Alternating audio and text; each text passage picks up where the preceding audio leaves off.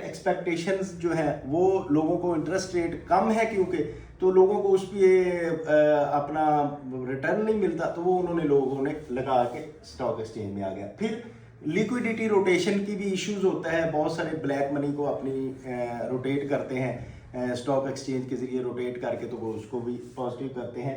और speculative Raleigh जो है वो क्योंकि बहुत सारे बड़े प्लेयर्स मिलते हैं और फिर स्टॉक एक्सचेंज को ऊपर लेके जाते हैं, जिससे पैसा लोगों से इकट्ठा करने के बाद फिर वो उसका अपना शेयर बेच देते हैं। तो बाज़ औक़ात ये भी सिचुएशन चलती है और ये भी साथ साथ चल रही है।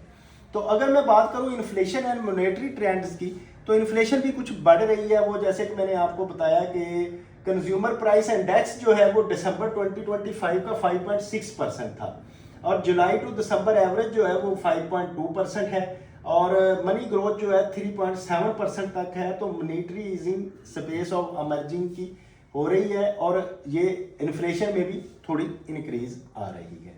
अगर हम बात करने के एक्सटर्नल सेक्टर्स जो हैं वो क्या परफॉर्म कर रहे हैं, उसमें क्या हमें सिचुएशन नजर आ रही है, तो उसमें अगर हम देखें तो एक्सपोर्ट्स जो है आप देखें कि हमारी 5% से कम हो गई हैं एक्सपोर्ट्स।